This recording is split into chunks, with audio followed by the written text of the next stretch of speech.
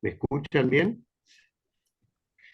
Eh, y de paso vamos dando tiempo, siempre hay gente que se anota un poquito después.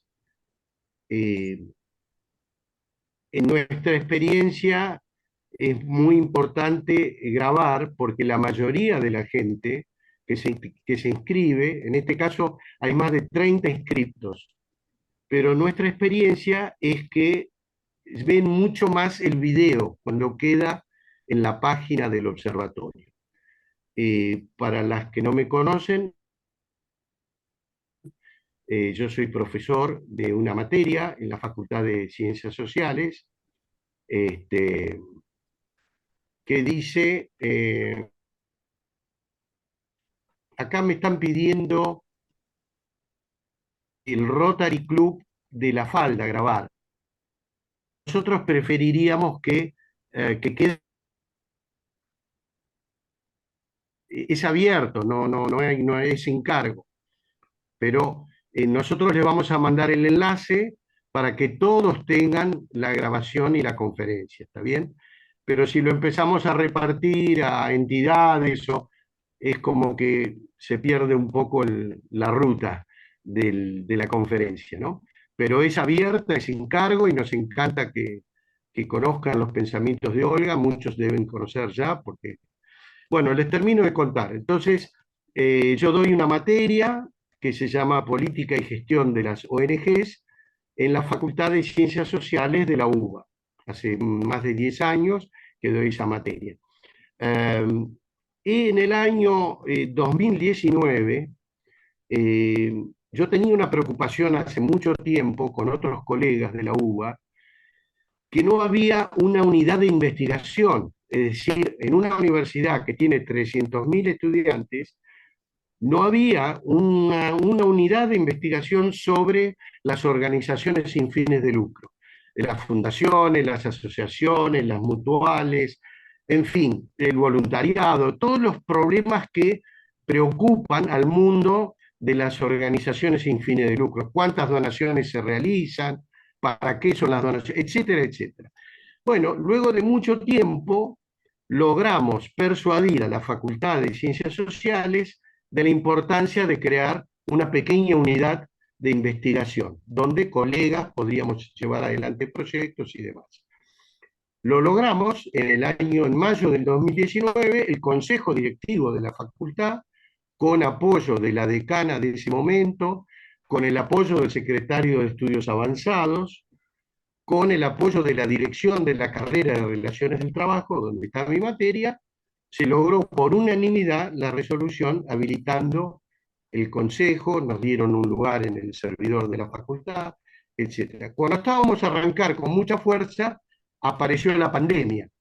Entonces, la verdad, como a todas las instituciones, nos frenó bastante, pero vamos digamos, ya ahora ya estamos levantando. Y ya el año pasado se hicieron unas conferencias muy interesantes que están en la página web.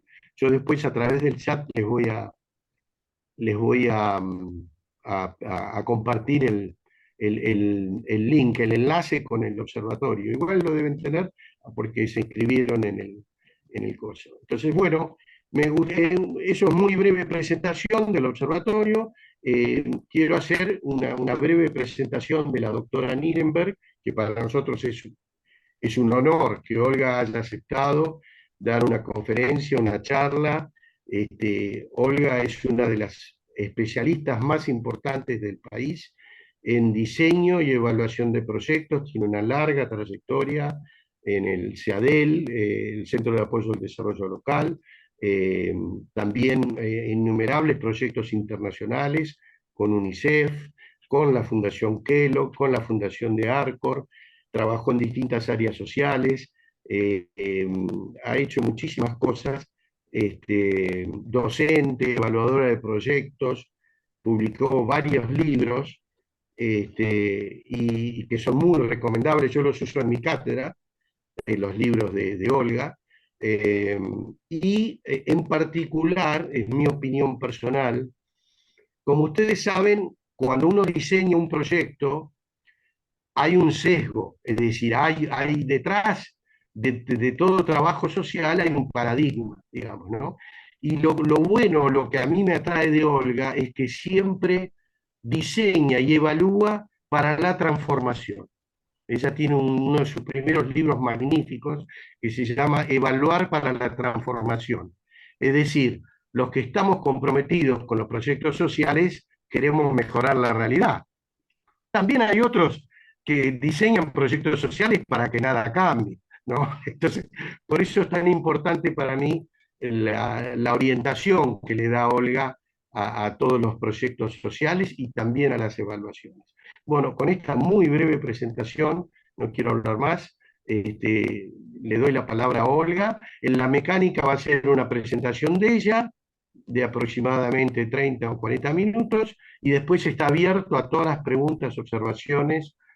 También pueden mandar por el chat si no quieren hablar. Si quieren hablar, levantan la manito, vienen ahí donde dice reacciones, y les vamos a dar la palabra al terminar. Hay gente que se siente más cómoda escribiendo en el chat, y entonces yo voy a leer. De cualquier manera, nos encanta luego las opiniones y sugerencias, preguntas de ustedes sobre la presentación de Olga. Así que, Olga, Bueno, adelante. muchas gracias, y agradezco mucho tus palabras, Pablo, y esta invitación que me da la oportunidad de, bueno, difundir un poco más mis concepciones acerca de la planificación, la programación de el diseño, la formulación de proyectos, o como yo lo llamo, de intervenciones sociales. Voy a compartir pantalla para ir pasando unas diapositivas que me costó. Yo le comentaba a Pablo que me costó bastante esfuerzo, pese a que yo tengo muchas presentaciones hechas.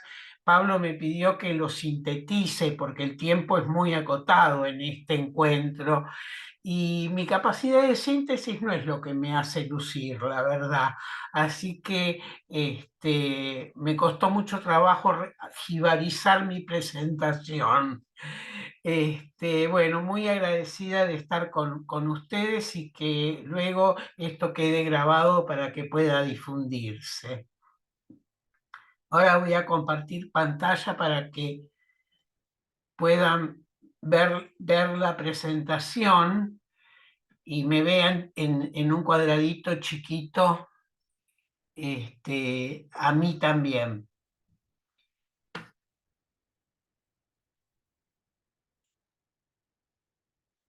Ahí lo pongo. Bueno, como más o menos ya, digamos, mencioné al iniciar esto, hay muchos sinónimos para el diseño o la formulación.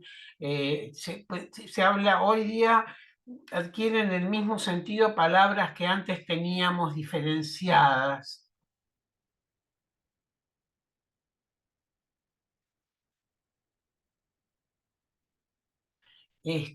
Por ejemplo, planificación tiene más o menos el mismo sentido que programación o diseño o formulación. Y yo hablo de intervenciones sociales, que enseguida me gustaría compartir con ustedes lo que entiendo por intervenciones sociales. Para mí, en modo de ver, es un conjunto de actividades que se orientan hacia un propósito común y tienden a solucionar o mejorar, como decía Pablo, una situación social. Este conjunto de actividades presupone un conjunto de características que, bueno, yo resumí en las principales que me interesa levantar, no son las únicas, pero como punto de partida es que son programables, se pueden programar, se puede pensar previamente cómo se van a hacer.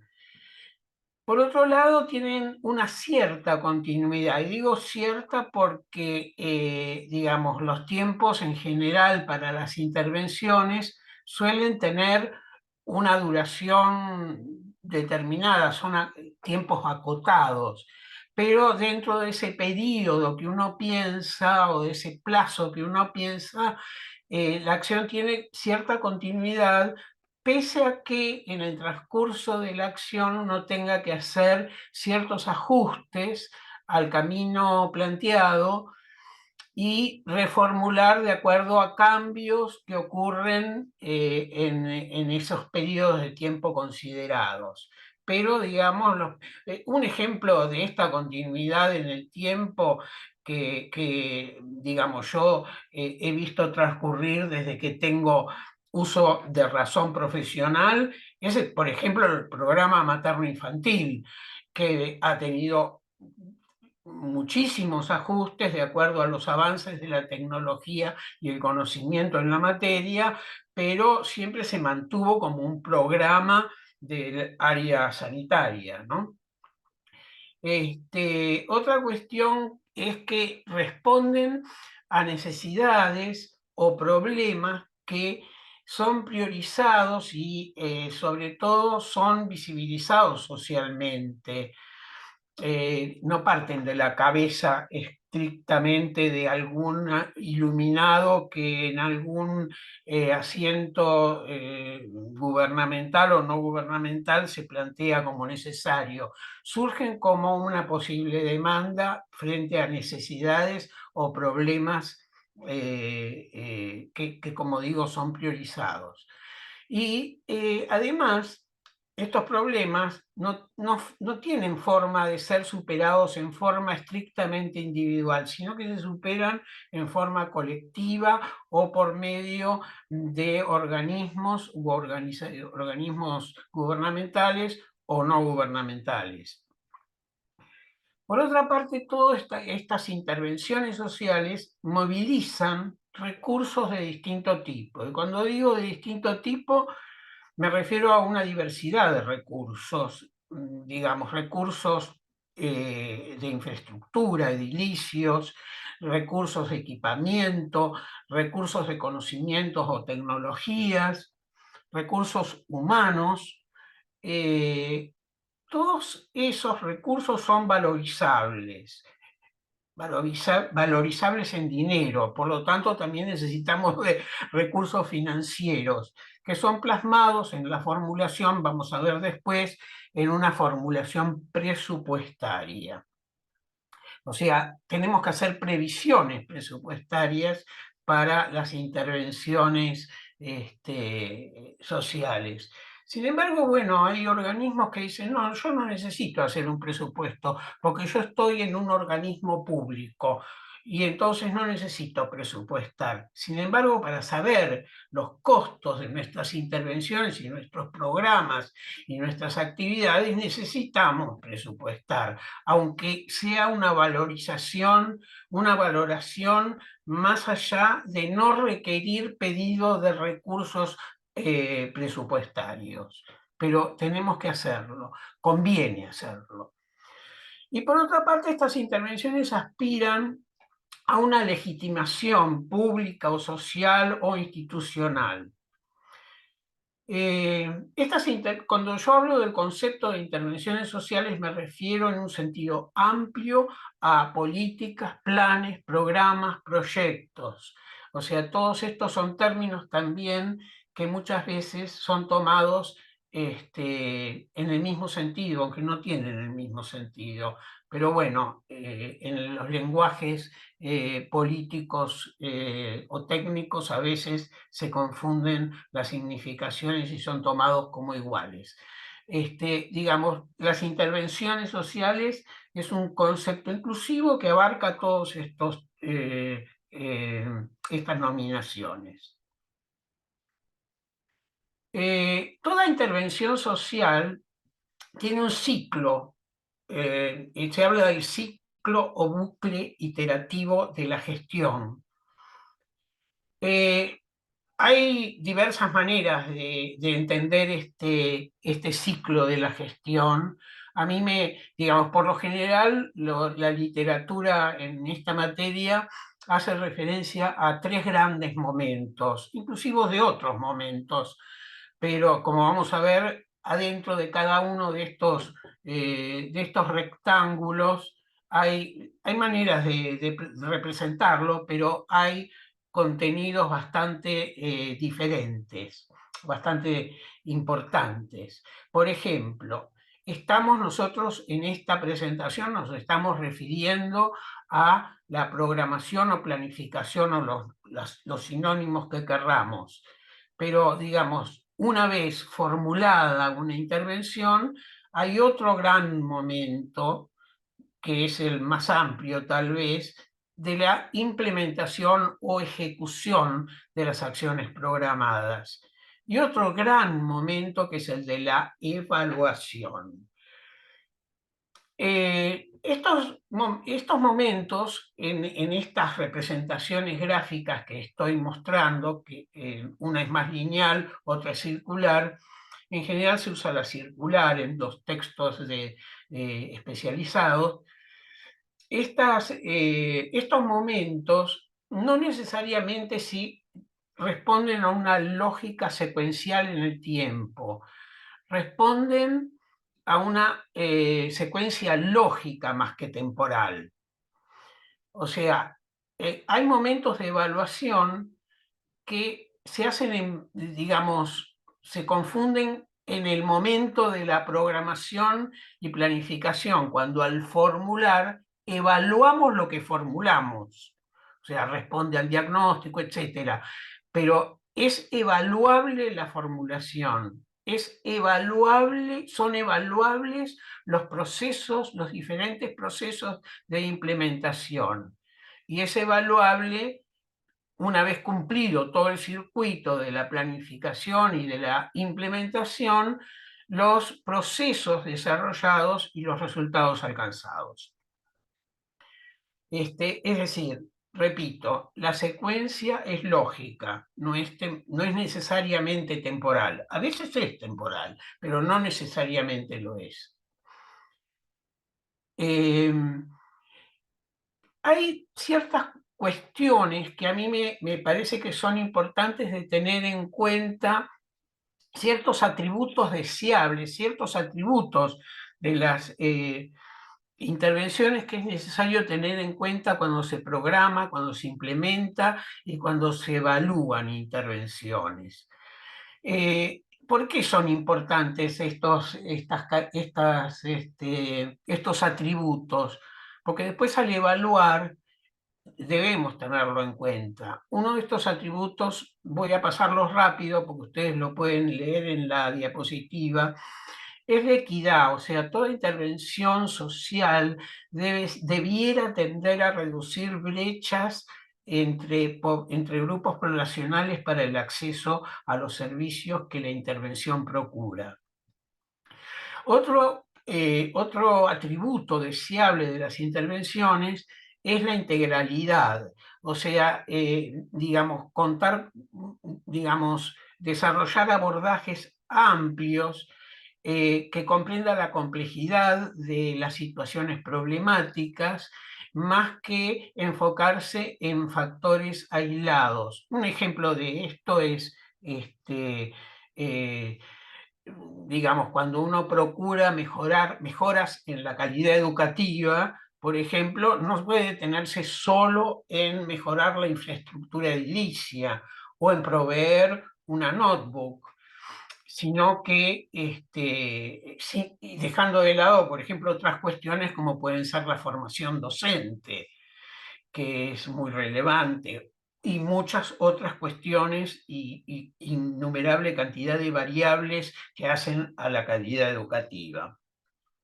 Otra cuestión que tiene que ver con la integralidad, pero me interesó diferenciar, es que las intervenciones deben tener un carácter preventivo y promocional, no solo una acción, asistencial o, como se dice en el ámbito de la salud pública, curativa, sino también mejor es prevenir que curar, dice el dicho, y es de una gran sabiduría popular. Otra cuestión es el carácter participativo, o sea, tomar en cuenta el involucramiento no solo de los destinatarios de las intervenciones, sino también de los actores involucrados. Volviendo al ejemplo de la calidad educativa, por supuesto que los principales destinatarios son los estudiantes, los niños en los niveles preescolares, los estudiantes en los distintos niveles educativos, pero también, digamos, son actores muy relevantes los docentes, los supervisores, etcétera. Tener en cuenta todos aquellos que tienen que ver con la situación problemática abordada. Eh, Otra cuestión que tiene que ver, que tenemos que tener en cuenta al programar, al ejecutar y al evaluar, es la articulación y complementariedad entre actores, programas o actividades que se desarrollan en el mismo ámbito donde se va a desarrollar la intervención, sea este territorial, institucional, regional, etcétera. Otra cuestión importante, otro atributo importante de las intervenciones es la asociatividad y el trabajo en red entre organizaciones y actores diversos y los enfoques multidisciplinarios que proveen distintas miradas acerca de los fenómenos y enriquecen, por lo tanto, nuestro diagnóstico. Todo esto incide en la eficacia, en la eficiencia y en la cobertura que logran nuestras intervenciones. No voy a tratar de definir estos términos que son otra cuestión y que tienen que ver más con la evaluación, pero también hay que tenerlos en cuenta al programar. ¿Para qué planificar o programar? ¿Para qué? O sea, porque se parte de una situación inicial que es, presenta problemas y disconformidades en grupos poblacionales, para llegar desde allí a una situación futura deseable, que también es llamada en programación imagen objetivo. Esta transición de esta flecha gorda, que le hice gorda porque tiene muchos contenidos adentro, esa transición está basada en un marco teórico, o lo que se dio en llamar últimamente, hace algunos años ya, la teoría del cambio. O sea, se planifica para el cambio, como decía, adelantaba Pablo en sus palabras introductorias, para transformar una situación social que, bueno, parte de una situación problemática y que plantea disconformidades. Ese era el para qué. ¿En qué consiste la formulación o planificación o programación? Bueno, es un método que introduce racionalidad y previsión en la gestión de las intervenciones y además sirve para procurar adhesiones. Y cuando hablo de adhesiones, hablo de muchas adhesiones, de muy diversas adhesiones. Primero y principal de la población destinataria y los actores relevantes que tienen que ver, que están implicados, digamos, en las intervenciones de un modo o de otro. Pero también hace a la transparencia, a, digamos, la transparencia de lo que se procura alcanzar para conseguir apoyos, sean estos políticos y o financieros, que esto es muy relevante, sobre todo para los que conformamos organizaciones sociales sin fines de lucro. Es un proceso referido a decisiones a futuro. Hay que tomar en cuenta, cuando se programa, el momento de la gestión en que se planifica, porque como ya anticipé de algún modo, aunque sea muy rápidamente, no solo se programa al inicio, se programa durante el proceso de la acción, cuando hay ciertos cambios contextuales o en los territorios o en el mundo acotado donde las intervenciones se desarrollan. O sea, hay programaciones de medio término, programaciones frente a cambios en los contextos, como digo. O sea, hay momentos en la gestión que se diferencian unos de otros y que requieren reprogramaciones. Hay que tener en cuenta el horizonte temporal para el que se programa. Vamos a diferenciar el corto, el mediano y el largo plazo, sin mayores profundizaciones acerca que ameritarían estos términos, ¿no? Y hay que tomar en cuenta el nivel organizacional desde donde se planifica. O sea, en el nivel micro, en el nivel de la institución, en el nivel del conjunto de las instituciones de un territorio, o en el nivel macro de una provincia, por ejemplo, o una región, o un país. Hay distintos tipos, se diferencian distintos tipos de planificación o programación. A mí me interesó nombrar tres. Primero, porque yo me crié en la planificación tradicional o normativa en el viejo Consejo Nacional de Desarrollo de la época de Ilia. Miren de qué le estoy hablando. Podrán deducir un poco mi edad. Este tipo de planificación era de los que sabíamos hacerla, de los que sabían. Por eso se armó un Consejo Nacional de Desarrollo en aquel entonces, comandado por el difunto Roque Carranza, que además fue profesor mío de estadística. Bueno, esta planificación tradicional normativa se hacía en los escritorios con datos estadísticos muy rigurosos, pero era de los que sabíamos, de los que nos habíamos formado en el tema. Luego surgió en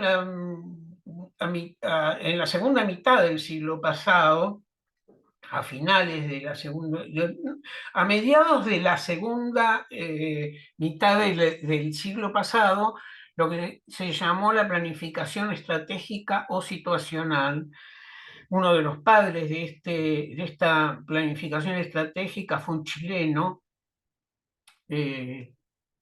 Carlos Matus, que también fue profesor mío, y digamos, donde se planteaban distintos escenarios de planificación y se hacían escenarios alternativos, se tomaba en cuenta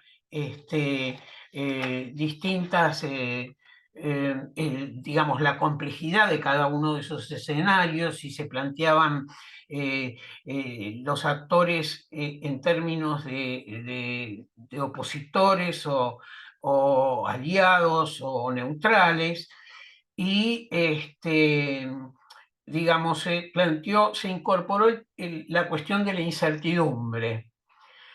Y finalmente, a finales del siglo pasado, principios de y ahora con más énfasis, la planificación participativa. Uno de los padres argentinos de la planificación participativa fue Mario Rovirosa, colega fallecido también. A mí me gusta hablar de un mix. En la realidad, estos tipos de planificación suelen, digamos, mezclarse, sobre todo los últimos dos. La lógica siempre es la misma, pero los enfoques son distintos. A mí me gusta hablar de planificación estratégica y participativa, con un señalamiento de una distinción en ambas vertientes. Se introduce la consideración de los otros. En la planificación estratégica, los otros son vistos como diferentes, en general como para tener en cuenta aquellos que se oponen a la intervención o pueden obstaculizarla. Y aquellos que pueden convertirse en aliados o, digamos, adherentes a la intervención, que son los neutrales y que pueden implicarse posteriormente. Implica escenarios de negociaciones, interacciones y alianzas. En la planificación participativa, nosotros son, digamos, el énfasis de la planificación participativa está puesto en la visión del otro como un semejante, como semejantes, como ciudadanos con, digamos, saberes complementarios que pueden brindar un mejor conocimiento de la situación, con derechos y responsabilidades para intervenir y que, digamos, fundamentalmente son los destinatarios, que son aquellos que padecen las situaciones problemáticas o que tienen necesidades que ameritan la intervención. Eh, como digo, a mí me gusta hablar de planificación estratégica y participativa. Eh, ¿Cuáles son las cuestiones más importantes que debe contener una formulación? Bueno, me dio mucho trabajo esto, pero finalmente pude sintetizar algunas cuestiones que no pueden faltar. Hay otras muchas, ¿no? Naturalmente. Por lo pronto, una caracterización de las situaciones problemáticas que, digamos, a las cuales se debe abordar con la intervención planteada.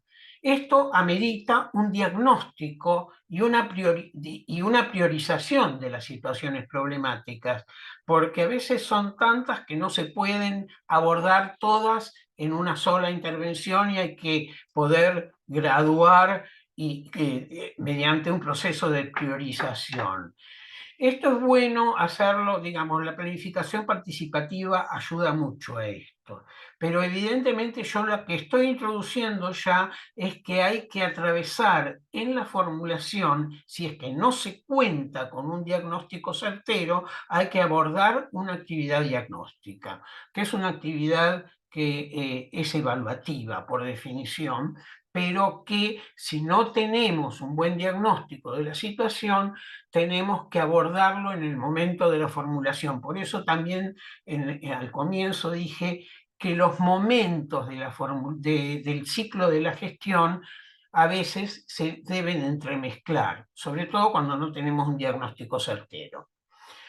Tenemos que contar con una caracterización de la población objetivo, a quienes, digamos, aquella población que padece las situaciones problemáticas. Por ejemplo, en el caso de una intervención educativa, son los estudiantes de cierto nivel educativo. En el caso del programa materno-infantil, son las madres y los niños que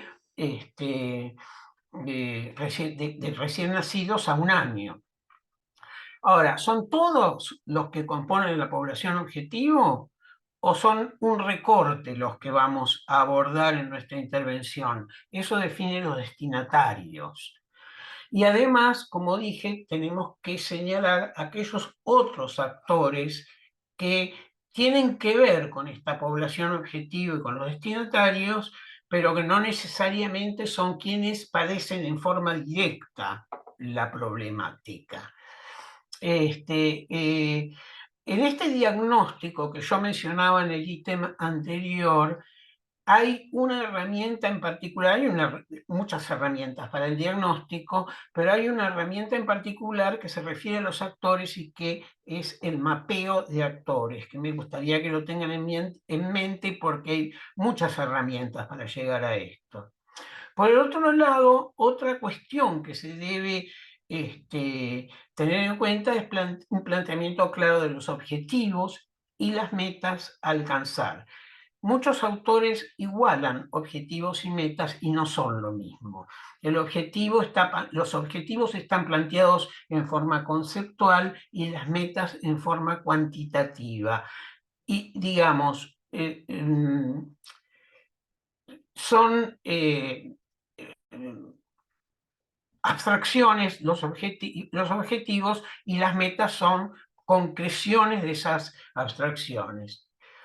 Después tenemos que desarrollar una estrategia o modalidades de acción para llevar a cabo nuestra intervención, que es ahí donde se plantea la racionalidad del cambio o, como dije antes, la teoría del cambio. Un detalle de los componentes o grandes, amplias líneas de acción a desarrollar.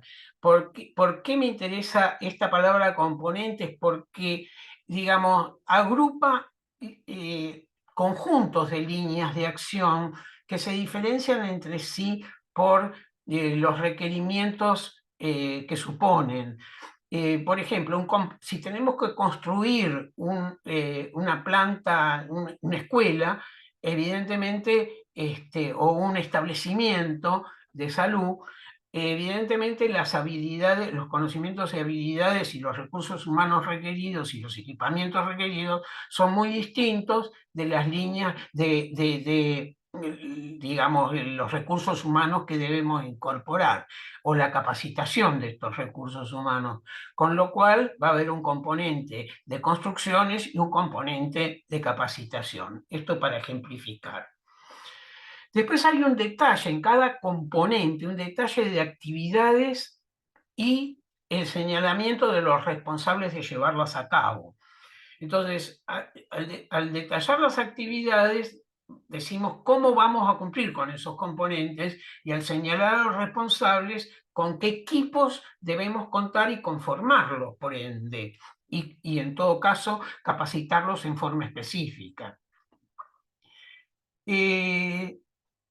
Debemos tener un esquema de asignación de recursos. Muchos recursos ya los he mencionado, bueno, recursos edilicios, de equipamiento, humanos, tecnológicos, pero hay un recurso que todavía no mencioné y que vamos a verlo en la siguiente diapositiva, que es el recurso tiempo.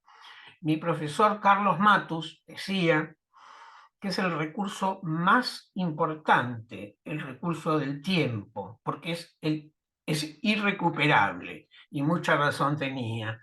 Digamos, todo lo demás lo podemos comprar, lo podemos adquirir, lo podemos buscar, podemos buscar que lo donen, pero el tiempo no podemos volverlo atrás.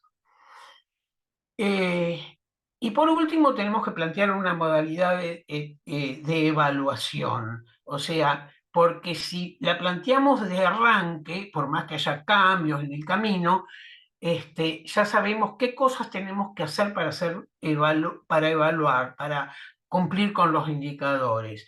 Y todo eso se vuelca en un plan de trabajo.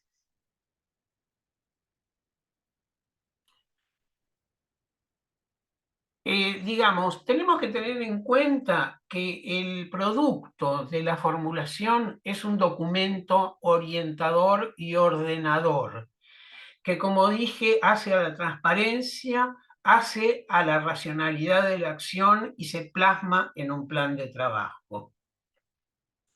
Bueno, acá tengo un esquema que pretende resumir todo lo dicho y más. Se parte de una situación problemática que surge de un diagnóstico. Si no lo hay que hacerlo.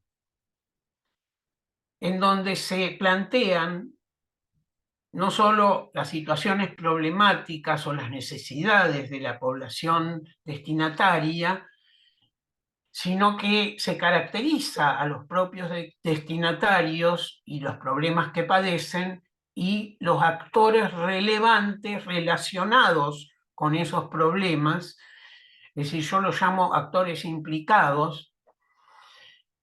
Esto es el rectángulo más gordo de toda la formulación, porque a partir de ahí nuestra racionalidad va a adquirir mejor o peor planteo, ¿no? Si es malo el diagnóstico, es malo lo que haremos. A partir de allí nos planteamos el recorte de nuestra intervención, los objetivos, las metas, los recursos, los resultados, perdón, los resultados esperados. Todo esto tiene distintos significados. No voy a entrar mucho en eso porque es todo un tema de la formulación, pero me llevaría bastante tiempo. Eso nos lleva a plantear, como digo, una estrategia o una racionalidad del plan basada en un marco teórico acerca de cómo esos problemas, basados en ese diagnóstico, pueden llegar a solucionarse. Si no hay una teoría, la tengo que desarrollar. Tengo que desarrollar una teoría de cómo voy a procurar el cambio, la resolución de toda esa problemática basada en este diagnóstico. Esto lo tengo que plasmar en un plan de trabajo con, como dije, los componentes, las actividades, los recursos de distinto tipo. Ustedes van a, digamos, yo voy a recomendar en la bibliografía, que es mi última diapositiva, voy a plantear una, digamos, voy a sugerirles una guía para hacer este plan de trabajo en la formulación. Este plan de trabajo tiene que constar de un cronograma. El cronograma es el recurso tiempo del que hablaba Matus. Tiene que estar muy adecuadamente formulado, en donde se plasmen la secuencia y las simultaneidades de las actividades que nos planteamos. Este cronograma, digamos, combinado con el presupuesto, que es, digamos, el presupuesto es la valorización de los recursos planteados en moneda, en dinero. La combinación del cronograma con el presupuesto va a resultar en lo que se da en llamar flujo financiero, que es muy importante, porque es el presupuesto puesto en el tiempo.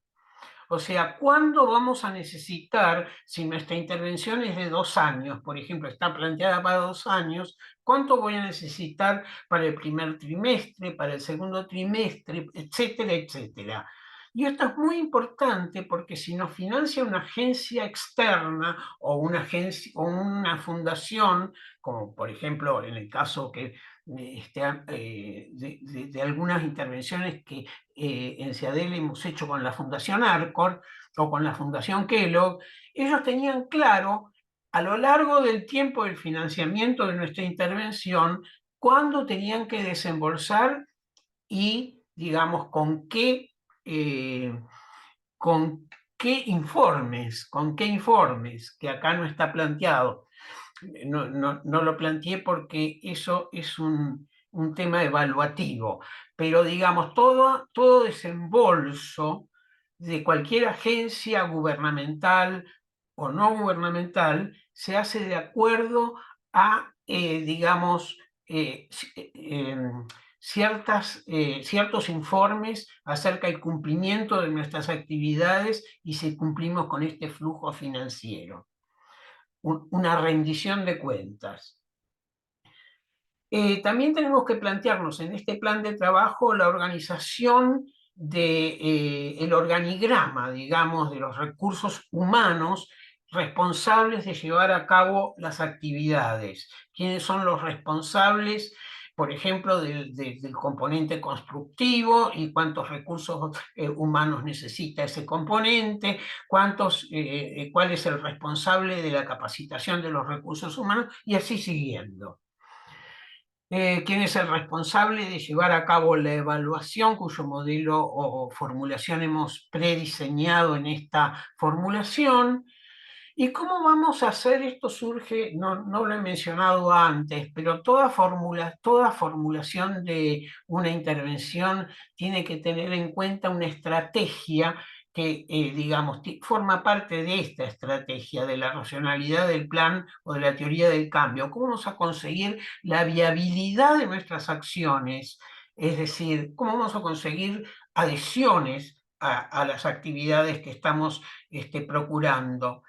Y la sustentabilidad, que para mi modo de ver se puede definir como la viabilidad de la continuidad en el tiempo. pero no voy a profundizar mucho en esto.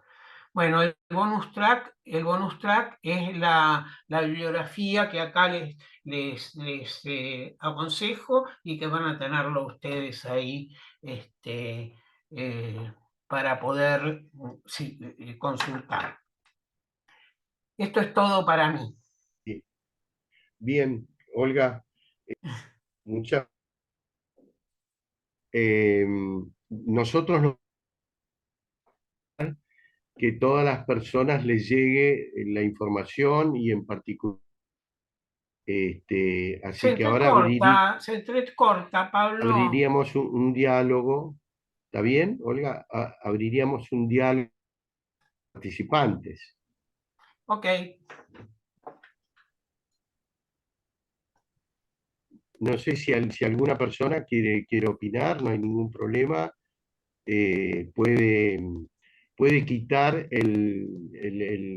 digamos, están muteados, ¿no? Está bloqueado el micrófono, pero cualquiera de ustedes que quiera opinar o preguntar o intervenir, puede desbloquear el micrófono y las vamos a escuchar.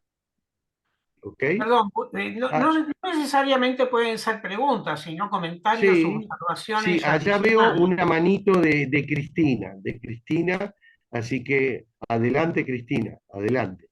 Bueno, yo antes que nada me voy a presentar. Ustedes leen ahí Distrito 4851. Yo pertenezco a Rotary, he sido gobernadora del Distrito 4851. Rotary nos divide en zonas geográficas y dentro de las zonas geográficas tenemos clubes. Los clubes son como ONG. Mi satisfacción en este momento es porque tengo a dos rotarias del Distrito 4851 presentes. Mónica Saco, Isabel Pay. Una es de La Falda y la otra es de San Juan Capital. Ah, qué bueno. Desde mi gobernación, que fue en el periodo 2021, hemos trabajado mucho con proyectos, porque tenemos una fundación que nos provee de fondos que en realidad nosotros reunimos y después los utilizamos. Y a su vez estamos Bien. trabajando con cooperación internacional. Así que es un placer, Olga, haberte escuchado hoy.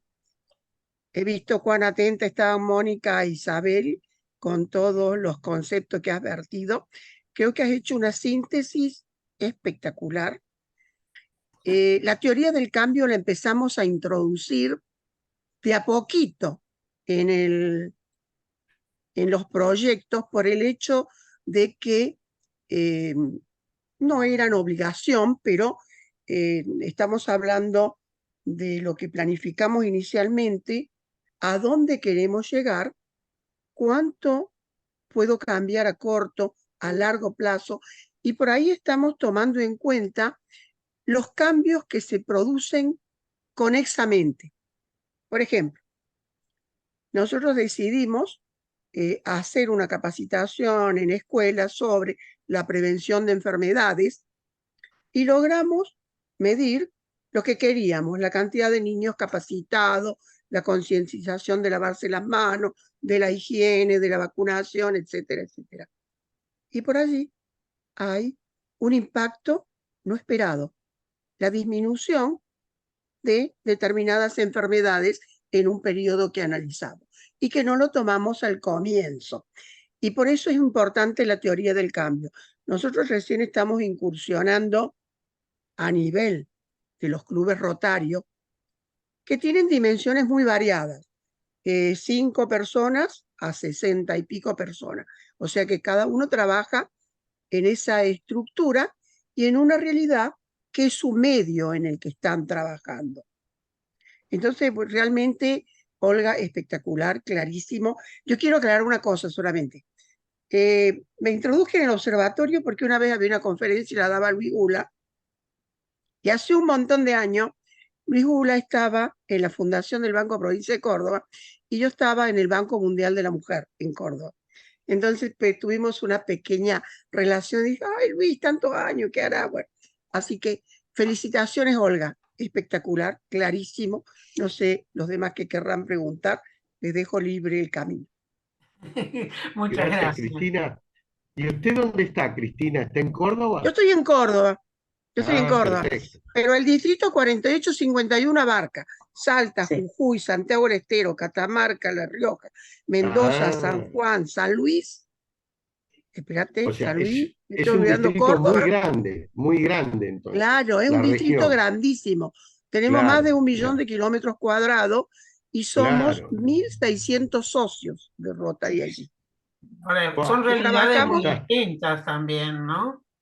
Hay otra mano. totalmente, totalmente así. Las realidades a ahí veces está, cuando los clubes trabajan en el interior, nada que ver con la realidad de las grandes capitales. claro. Ya Sí, lo Ahí digo. la veo a Isabel que está queriendo opinar. Adelante, Isabel. sí, quiero agradecer muchísimo esta intervención, que nos han permitido estar con ustedes, y a Olga mucho gusto y muchas gracias porque ha sido muy clara, muy precisa, y hemos aprendido bastante, sobre todo del tema de participativo. Yo soy jubilada docente y he trabajado en este tema y me has brindado muchas herramientas, así que vamos a seguir trabajando, produciendo y aplicándolo. Gracias, Bueno, gracias Olga, gracias a todos. gracias a vos. Bien, gracias, Isabel. Ya que Em, Olga habló Isabel habló de participativo, hasta las municipalidades están hablando ahora de la participación de aquellos a los cuales queremos beneficiar con los presupuestos participativos. Y eso es una oportunidad muy grande para hacerse oír al nivel en que nos escuchan, porque a otros niveles lamentablemente no nos escuchan. Es cierto. claro, es Sí. así. Yo, ¿alguna otra persona quiere intervenir? Ahí está Mónica Allá, Saco Pérez. Mónica. Mónica, adelante, Mónica. Hola, ¿qué tal? Buenas noches. Mi nombre es Mónica Saco. Yo pertenezco al Rotary Club La Falda del distrito 4851. Hemos tenido como gobernadora a Cristina. Eh, y bueno, me siento bastante identificada con todo lo que habló la profesora Nierenberg, porque realmente es algo que venimos haciendo a veces sin saber, digamos, la metodología precisa, pero bueno, venimos implementando distintos programas y evaluándonos en el medio, haciendo autoevaluación, midiendo recursos. Desde nuestro pequeño lugar, somos 18 socios en el Rotary La Falda, y a veces nos encontramos con que cuando tratamos de hacer, o sea, en general, la teoría era la estrategia, es el plan estratégico, es decir, considerar a los otros como terceros. Y muchas veces nos encontramos que cuando queremos hacerlo participativo, a veces es difícil encontrar en el destinatario de la acción la participación. Es decir, Sí. mucha gente que es la destinataria de los planes sociales, o sea, de cualquier plan de tipo social, está acostumbrada a sentarse a esperar que le llegue la solución. Y cuando cuando desde el club, por ejemplo, tratamos de movilizarlos, porque estamos haciendo, no sé, voy a mencionar un proyecto chiquito que tenemos, que es la construcción de un dispensario en uno de los barrios de la ciudad. Estamos construyendo desde el año pasado, un poco más de tiempo, un dispensario en el salón que tiene un barrio muy humilde de La Falda, en donde primero iba a estar la ginecóloga y pediatra y ahora se agregó un salón se agregó un odontólogo. O sea, la municipalidad colabora, se comprometió a sostener los profesionales, o sea, a proveer los fondos para pagarle a los profesionales. El club colabora con materiales, con todo. La municipalidad se comprometió a terminar. La gente de la zona, a los que fuimos a decirles, vamos a construirles esto, por favor, vengan a trabajar con nosotros, a poner los ladrillos uno arriba del otro, no lo hacen. O sea, a veces la dificultad está en movilizar al destinatario de esa acción social. Yo no sé si es por un mal acostumbramiento que ha logrado el Estado Nacional respecto de el uso que hace de sus propios planes sociales, o sea, por un tema político que acostumbró a la gente a que se siente a esperar, es terrible, en lugar de intervenir y apropiarse, decir, no, no, paren, esto es para nosotros, queremos que sea así, hasta, no sé, vamos a pintarlo de otro color. Pero a veces esperamos que el destinatario de eso tenga una reacción. Es decir, no siempre queremos que sea una estrategia. Nos gustaría mucho más que fuera participativo, pero nos cuesta en muchos sentidos, y creo que nos pasa en todos los niveles, movilizar a la gente. Y no estoy hablando de gente que ponga dinero, o sea, de actores en el sentido de gente que colabore, no, de la gente que va a recibir esa acción. Entonces, está todo muy lindo, terminamos todo, lo hacemos, y a veces no hay feedback de eso, o no hay Claro. respuesta, o se quedan sentaditos mirando a ver cómo le ponemos la ventana, le ponemos el techo y conectamos las lamparitas. Bueno, no importa, seguimos trabajando. Pero bueno, es un tema también para Es todo tenerlo un en tema, cuenta sí. y trabajarlo y decir, bueno, a ver desde dónde podemos trabajarlo, o sea, desde dónde poder empezar a hablarlo, porque algo debemos estar haciendo mal. En algo le debemos estar pifiando, eso seguro. Gracias, profesora Nierenberg, estuvo espectacular lo suyo, así que bueno, me voy a conseguir los libros, prometo. Eh, ¿Alguien más quería opinar? Porque yo tengo una pregunta para Olga Nirenberg, pero quiero darle lugar primero a las demás, ¿no?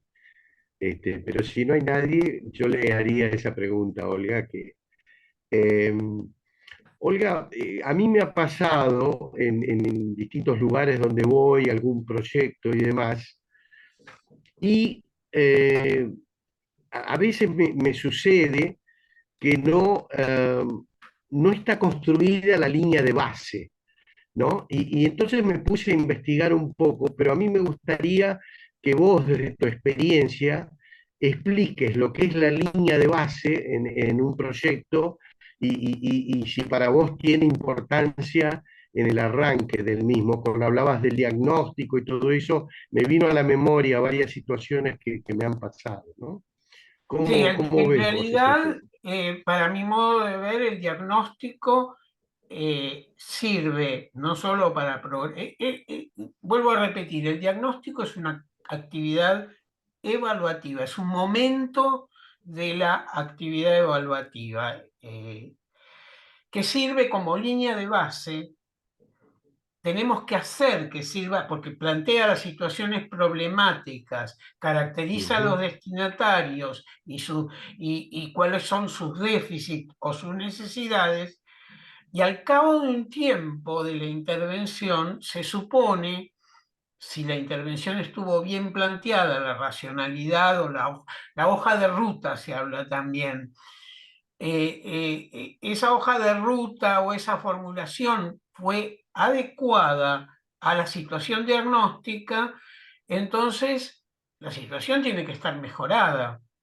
Claro. Entonces, los indicadores, no, también los indicadores es un término que hay que definir desde el enfoque evaluativo. Si los indicadores de ese diagnóstico o línea basal desde la cual partimos fueron los adecuados, tenemos que ver cómo están esos indicadores al cabo de un periodo de tiempo considerable a lo largo de la intervención.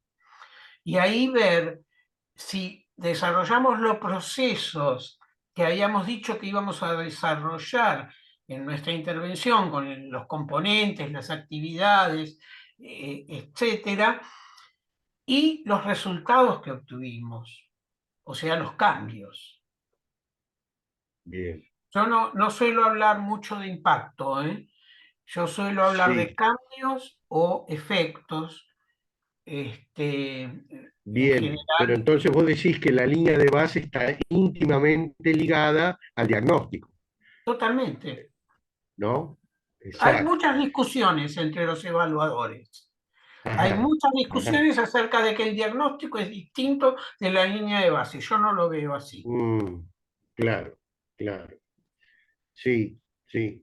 Sí, a mí me pasó en particular un proyecto muy grande de la Unión Europea, que era un proyecto de 6 millones de euros, y a mí me contrataron como para la parte de monitoreo y evaluación, y me sorprendió que estaba diseñado sin la línea de base, es decir, que no, entonces si uno no tiene indicado de dónde comienza, nunca puede saber si llegó o no llegó.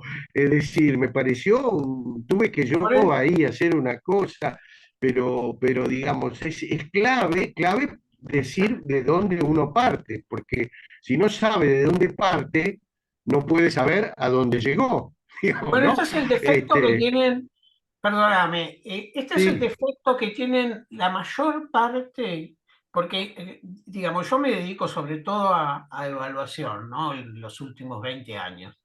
Pero, digamos, la mayor parte de las intervenciones para cuando a los evaluadores nos llaman a evaluar, es que carecen de diagnóstico.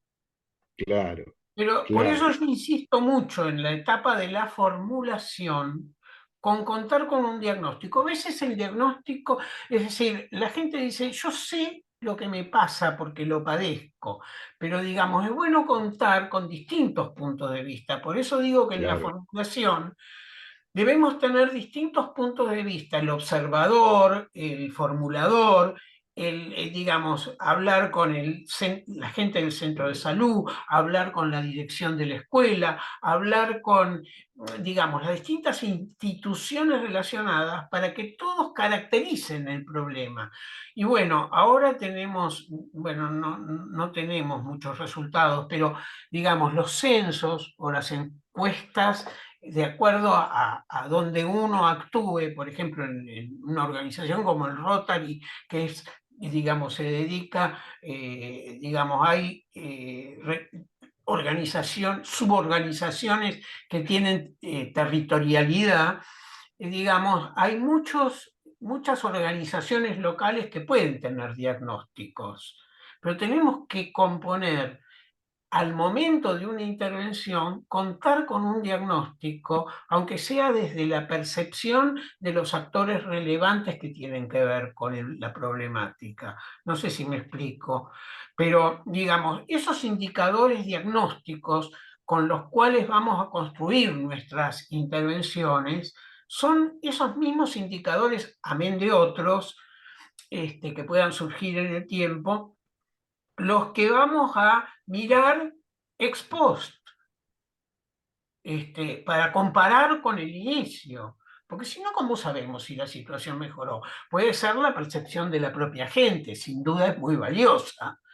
Muchas veces cuando no tenemos diagnóstico inicial y nos llaman a los 3 años de una intervención, tenemos que partir de la memoria, que siempre es engañosa. Entonces, digamos, decir, ¿cómo estaban ustedes hace 3 años? Y la gente en general no recuerda todo lo que pasó hace 3 años, ni cómo estaba uno hace 3 años. Es decir, yo, por ejemplo, bueno, a mi edad no tengo ya tanta memoria, pero quiero decir, aún los más jóvenes no tienen mucha memoria de lo que fue. Siempre, digamos, es difícil hacer la comparación antes-después, que es lo que muchas veces requiere una evaluación, ¿no? En Olga, fin. esto es muy interesante esto que estás diciendo, dada tu experiencia. ¿Vos a qué atribuís esa falta de diagnóstico en muchos programas? ¿Es por desidia, es por ignorancia, es por problemas políticos? ¿Cuál es tu impresión? No, Todo yo junto. creo que no, yo quitaría las teorías paranoides. Digamos, yo creo que hay una soberbia en el yo sé lo que pasa con esto. Es la soberbia, que es un pecado también. La iglesia debiera contemplarlo, las iglesias debieran contemplarlo. Pero digamos, eh, eh, ni siquiera los que padecemos el problema sabemos exactamente de qué se trata. La sorpresa que yo me llevé en más de una oportunidad, por ejemplo, nosotros en un proyecto que hicimos en un barrio, un proyecto que hicimos en los inicios de Ciadel, estoy hablando de allá lejos y hace tiempo, en un barrio de Rosario, en un barrio de La Esperanza, que fueron casas, viviendas sociales que no habían previsto en la urbanización del barrio, ni la escuela, ni el jardín de no, una escuela sí habían previsto, pero no habían jardín maternal no había salita de salud, no había plaza, no había juegos en la plaza, etcétera, etcétera. Y entonces fuimos, participó ahí Mario Rovirosa, Horacio Premoli, que era el presidente de SEADEL en aquel entonces, y estaba de gobernador Usandizaga, de intendente de Rosario, Usandizaga, que creo que también falleció. Y nosotros decíamos, bueno, hay que poner un jardín maternal, hay que esto. Nosotros sabíamos. Y con Rovirosa, que fue, como dije, uno de los papás de la planificación participativa, él dijo, no, hay que hacer una reunión con los representantes barriales. Hicimos, nunca me voy a olvidar, porque uno de los representantes barriales se llamaba Maradona. Y, se hizo un relevamiento muy rápido en el barrio, no era tanta población. Y ellos querían tener, digamos, carecían de electricidad. Y nosotros ni nos habíamos fijado que carecían de electricidad. Entonces querían tender el cableado eléctrico, obvio, querían conectarse con la red eléctrica. Y esa fue una de las prioridades, de los problemas prioritarios que levantaron. No queremos saber nada, de nada. No queremos ninguna salita, queremos la conexión eléctrica. Y tuvimos que empezar por ahí, obvio. Y después surgió el asfalto y el salón, la guardería o el jardín maternal, como se le llamaba, surgió después. No se lo veía como una prioridad. Nunca me voy a olvidar del PROMIN, un programa del Ministerio de Salud que era orientado al programa materno-infantil, una de las ramas del programa materno-infantil, y digamos que los técnicos pensamos también que se necesitaban salas maternales, jardines maternales.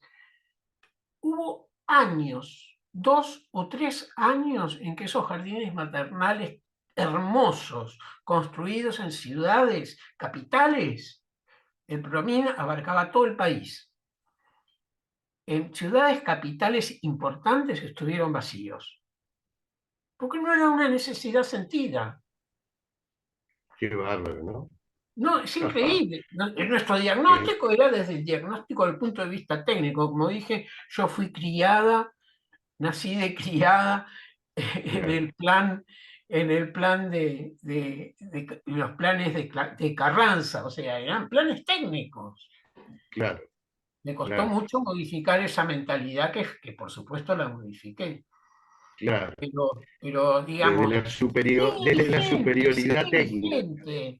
Y por eso falta el diagnósticos Claro. acertados y Bien. compatibles con los requerimientos y padecimientos de las poblaciones. Bien, Olga, bueno, me parece que podríamos estar conversando toda la noche, porque con la cantidad de ejemplos y también las colegas del Rotary que evidentemente hace rato que están con estos temas, así que puede haber inclusive algún intercambio posterior, me parece muy interesante.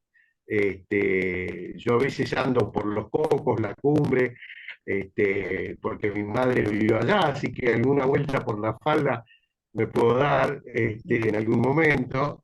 Así Encantado, que, Pablo. bueno, así que después les vamos a hacer llegar, total ya quedaron registrados los mails y todo, el material, y vamos a consultar bien con Olga la forma de, a ver si emprolijamos o ponemos el nombre de ella en cada placa, etcétera, que conste de que es un material propio de Olga Niemeyer. Y le recomiendo mucho los libros de Olga, que también le vamos a enviar nuevamente esa placa para que la tengan a mano. Hay algunos libros que son realmente la Biblia de la evaluación y del diseño del proyecto. Así que, ¿No? si no hay nada más, lo dejamos acá, agradeciendo enormemente a Olga y también la participación de todas ustedes, que ha sido muy interesante y han aportado al condimento de la reunión, de esta interesante reunión. Así que, bueno, Muchas estamos gracias ahí. a todos. Muchas Muchas gracias, gracias. Olga. Olga, Muchas te gracias a pido, todos. Olga, que te quedes Muchas un gracias. minuto, Olga, que te quiero consultar algo, Muy bien. ¿sí? Dale. ¿Ok?